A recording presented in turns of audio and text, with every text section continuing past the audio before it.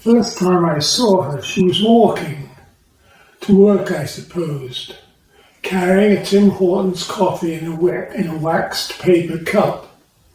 She looked to be in her middle 60s and quite tall for a woman of our generation. In appearance, she was a rather washed-out looking woman with a lined face and grey hair. I smiled a greeting as we passed on the sidewalk, and she acknowledged me by raising her coffee cup up slightly. In the way that these things happen, our paths would often cross on our respective walks to work. I suppose that's because people are creatures of habit, and workplaces have appointed starting times. The early morning coffee seemed to be a ritual for her. She always carried one. Personally, I can't walk and sip without spilling. That must just be a physical personality defect on my part. And so, after many mornings, the mutual experience became somewhat elaborated. After several weeks, she acknowledged me to the extent of complete removal of the coffee cup from in front of her face, and an answering smile. Was she really 10 years younger than I'd first imagined? Or does the smile on a human face always cause the years to slip away? In that way we continued this transient interaction. Neither one spoke at first, and even as the number of these casual passings by increased, the spoken word did not develop beyond a mumbled "good morning" or "hello." Thus it was that neither of us knew the other's name, and on those occasions when our paths did not cross, I noted her absence, but it was not a matter of worry nor concern, since I had no idea of who she was or what she did.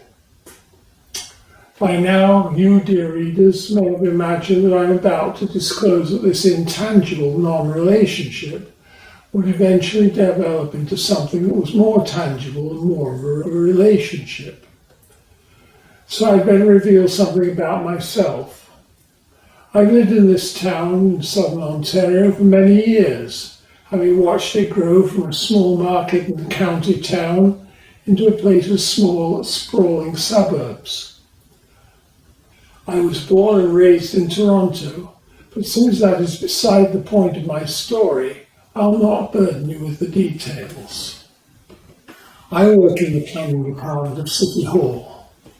Thus, I'm one of those anonymous souls who bear responsibility for every poor planning decision made by the elected councillors.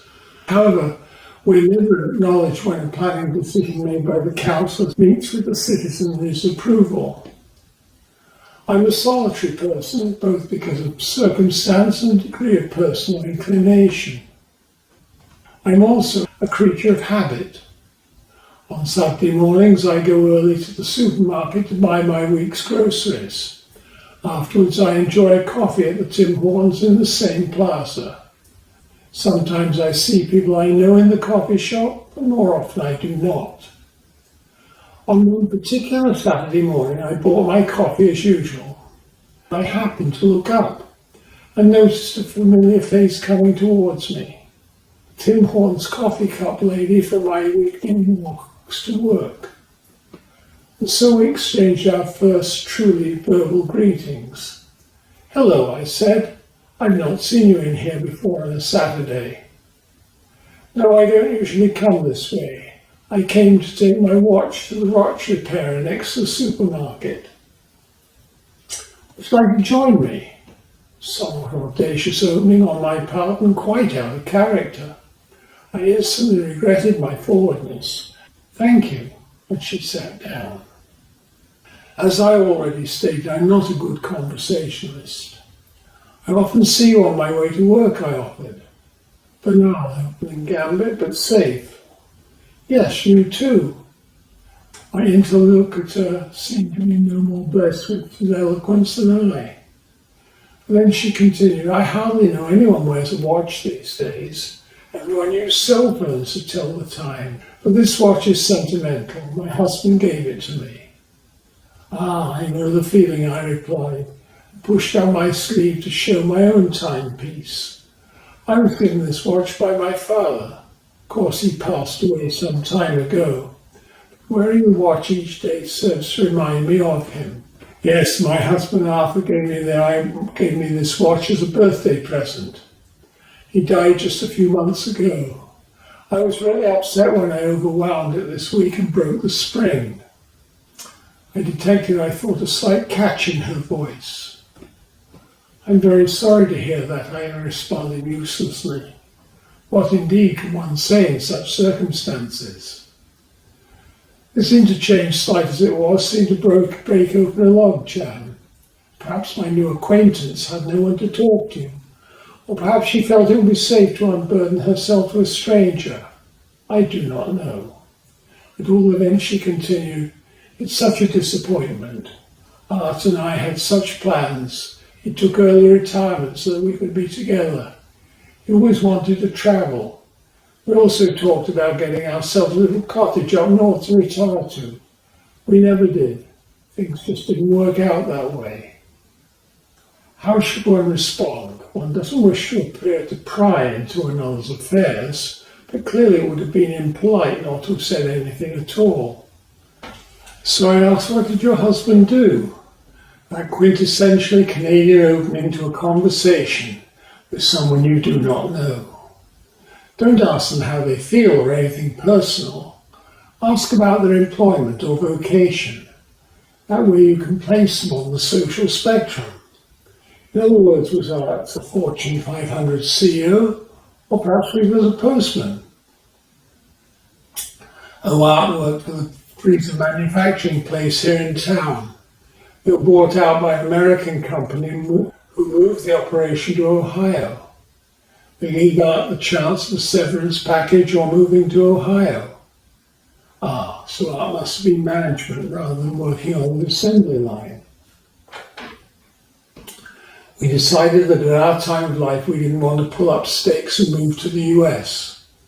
We'd rather stay here and enjoy our retirement together. I was going to give up my bookkeeping job too. She took a sip of her coffee. What happened? Looking back on it, that was my mistake. Certainly ventured into the realm of nosiness. But we'd always wanted to go on a significant cruise. We'd been on the Inside Passage cruise from Vancouver to Alaska. Another time we did a Caribbean cruise. We decided to take a more exciting voyage as a retirement present to ourselves. We booked a cruise that went round Cape Horn in South America. Arthur had always dreamed about going to Antarctica, and we decided to make this a once-in-a-lifetime experience. It was just incredible. And we flew to Buenos Aires in Argentina, and there we took the cruise ship. The ship was quite small, great food, and they put on lectures every evening, telling you about what we were going to see the next day. Everything about the cruise was just perfect, exactly what the brochures had advertised. After we'd gone round Cape Horn, we stopped at a place called Ushuaia in the extreme south of South America. And we sailed due south and nearly 1,000 miles to the edge of Antarctica.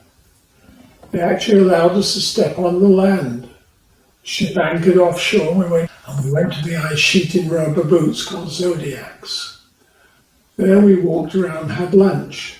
The cruise line was really careful about not leaving any litter on the continent. When we got back on the ship, we steamed back along the west coast of South America. The scenery we passed was incredible. Narrow fjords and glaciers and volcanoes in the distance.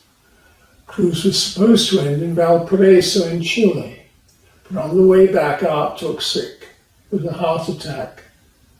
The ship had an infirmary, but nothing like a complete hospital. She began to cry. You don't have to go on, I said. No, it's all right, she said, but tears ran down her cheeks. I passed her several of the paper napkins they have in fast food places. She wiped her eyes and blew her nose noisily. I had to make a decision. Should I leave Art in the infirmary till we got him to Valparaiso and hope for the best, or should I have him airlifted to a proper hospital? I didn't know what to do, but I had to make the decision practically right away. Next stop on the cruise was Puerto Montt in Chile. It was a couple of days away. The ship's doctor contacted the medical people there, and in the end I decided I wanted Art to have the best treatment, so they airlifted him to Santiago, which by then was the nearest major city. Of course I had to go with him because he couldn't speak or care for himself. I expected hospitals in South America to be a bit primitive. This place was amazing, at least as good as anything we've got in Ontario. Of course, everyone spoke Spanish. Even the doctors had only a little bit of English. It was difficult to understand what it was they wanted to do. Basically, I just had to go along with whatever treatment they suggested. But it wasn't like our hospitals in Ontario. Before they treat you, you have to give them your credit card. You have to pay for absolutely everything. We soon reached our credit card limit, and then I had to phone the bank in Canada to get the limit raised to be able to pay for the treatment to continue. She had to stop to compose herself. I was in the hospital nearly 2 weeks, and he died. There was nothing more they could do. I was horrified at the story and also embarrassed. What had I done, not just asking if she'd like to join me over coffee, but prying into what had happened when she and I retired? I was totally committed. "I'm so sorry," I said, and I put my hand out across the table to cover hers. "You really don't have to go on if you don't want to." "It's all right. I've never really told anyone the whole story before. I couldn't get Art released till I'd paid the whole bill at the hospital. Then I had to make arrangements to get him flown home. An absolute nightmare. But luckily the Canadian Embassy staff were really helpful, both while I was in the hospital and afterwards with the paperwork for getting the body released and the arrangements for having him flown home. I definitely couldn't have managed that without their help. I'm never going to complain about paying my taxes again." She even managed a little laugh, though the tears continued to stream down her cheeks. Well, the long and short of it is that by the time I paid for the hospital, brought Art home and the funeral, practically all Art's severance money had been used up, even after the insurance paid out their maximum. But at least Art managed to experience his dream of going to Antarctica, so it really was worth it financially. She gave me another one little smile. It was one little ray of sunshine, if you can call it that. When I got home, I went to see if my old bookkeeping job was still open, and it was. They gave me back some assured staff. But I'd never thought before about just what difficulty people can get into travelling abroad, I said. "Thank you for sharing your story with me. I feel really honoured." "No, thank you for listening. You've been very kind. Look, I must go." She disengaged her hand from mine. "Thank you again." She gave a last blow of the nose of the paper napkin, picked up her bag and left Tim Hortons. As she left, I noticed a small gold S on the clasp of her bag, and I realised I had never even asked her name. On that note, we parted. Over the weekend, I began to entertain thoughts that perhaps this interaction might develop into a real friendship, something I cannot say exists elsewhere in my life. The fact that even after more than an hour together at Tim Hortons, we had not exchanged names, did not seem to be an insuperable obstacle to a budding friendship, since we encountered each other on our daily walks to work, at least a couple of times each week. I began to envisage other occasions, such as the one I had just experienced. A phrase I've heard about taking a relationship to the next level.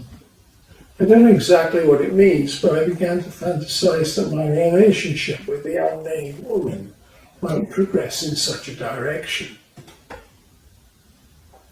Next Monday morning, I set out for City Hall with more of a spring in my step than usual. I had some pleasurable anticipation of encountering my coffee-drinking new friend, if I might so exaggerate our acquaintance. However, it was not to be. Our paths did not cross on Monday.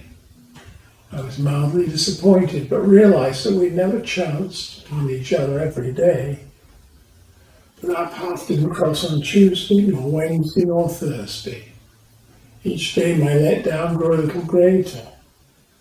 And after 3 weeks it had finally become obvious that my unnamed friend decided to take a different route to work.